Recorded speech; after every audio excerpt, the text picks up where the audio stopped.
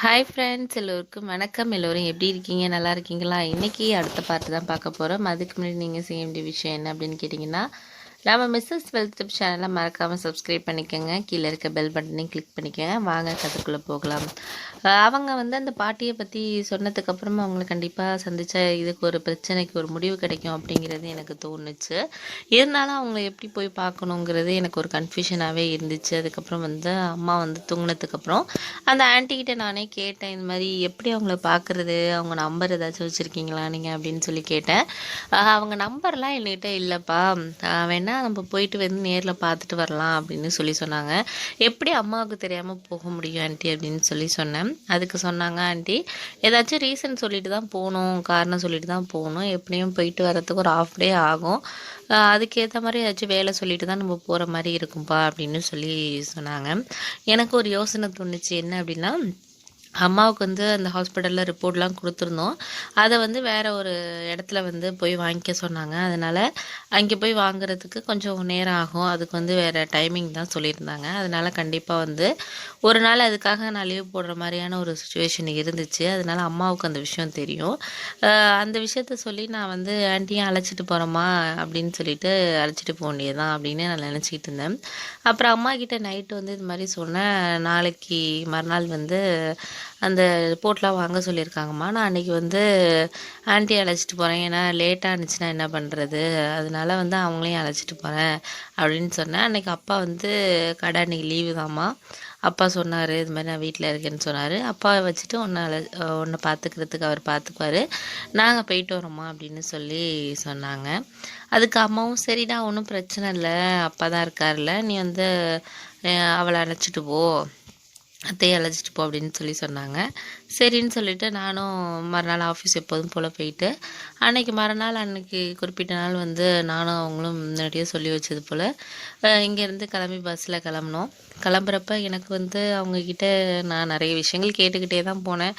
என்ன அவங்க ஏதாச்சும் திட்டுவாங்களா அந்த பாட்டி, என்ன பண்ணுவாங்க அப்படின்னு சொல்லிட்டு கேட்டுக்கிட்டே போனேன். அதுக்கு அதெல்லாம் அவங்க திட்ட மாட்டாங்கப்பா, ரொம்ப நல்லவங்க, அவங்க தான் அடிக்கடி உங்கள் அம்மாவை பற்றி கேட்டுக்கிட்டே இருப்பாங்க, அதனால் நீ அதெல்லாம் பற்றி ரொம்ப நினச்சி கவலைப்படாத, நான் தான் கூட வரல, அதனால அந்த பிரச்சனையும் வராது, நம்ம பார்த்துட்டு தெரியாமல் வந்துடலாம் அப்படின்னு சொல்லி சொன்னாங்க. நாங்கள் போய் சேர்கிறதுக்கு கரெக்டாக ஒரு மணி 12 மணிக்கு மேலே ஆயிடுச்சு.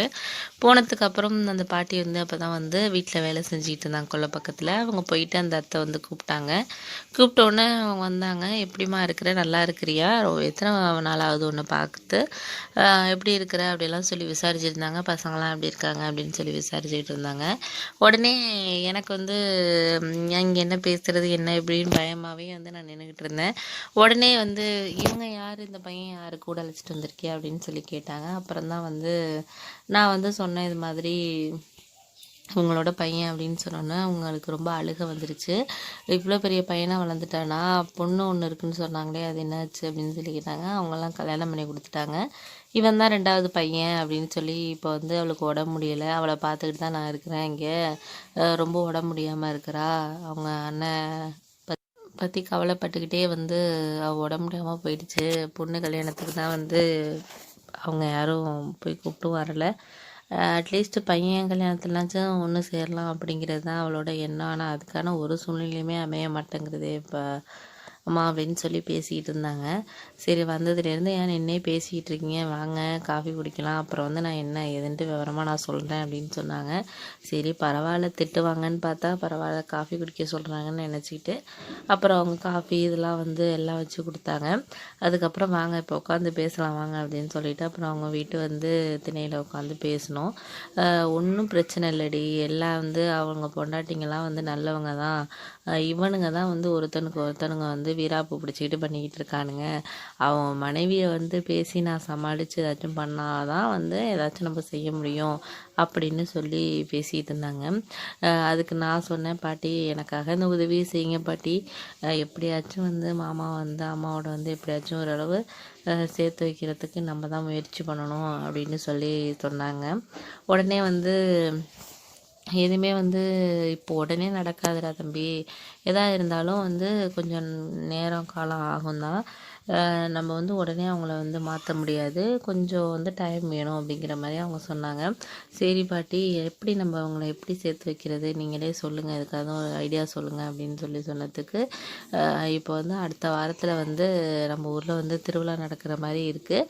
அந்த டைமில் வந்து நீ அம்மாலாம் வந்து இங்கேருந்து ஒரு வாரம் தங்கியிருந்தீங்கன்னா கொஞ்சம் வந்து சொந்தக்காரங்களோடையெல்லாம் மற்றவங்களோடையெல்லாம் அவங்க அம்மாலாம் கண்டிப்பாக பேசுவாங்க. அவங்களாம் பேசாமல் இருக்க மாட்டாங்க. ஊரில் உள்ளவங்களாம் அவங்களாம் பேசுகிறத பார்த்துட்டு கண்டிப்பாக வந்து அவங்க அண்ணனுங்களும் வந்து மனசு மாறுறதுக்கு வாய்ப்பு அதிகமாக இருக்குது. அதனால் அதை வேணால் நம்ம பண்ணலாம் அப்படின்னு சொன்னாங்க. உடனே அம்மாவுக்கு உடம்பு முடியாமல் இருக்காங்களே பாட்டி எப்படி, அதெல்லாம் ஒன்றும் பிரச்சனை இல்லை. இங்கே என் பக்கத்தில் வந்து என் பையனோட வீடு வந்து அவன் வெளிநாட்டில் இருக்கிறான். அதனால் வந்து வீடு வந்து காலியாக தான் இருக்குது. அந்த வீட்டில் கூட நீங்கள் வந்து தங்கிக்கலாம், அதெல்லாம் ஒரு பிரச்சனையும் கிடையாது அப்படின்னு சொல்லி சொன்னாங்க. உடனே வந்து சரி பாட்டி அப்படின்னு சொல்லிட்டு நாங்கள் அங்கேருந்து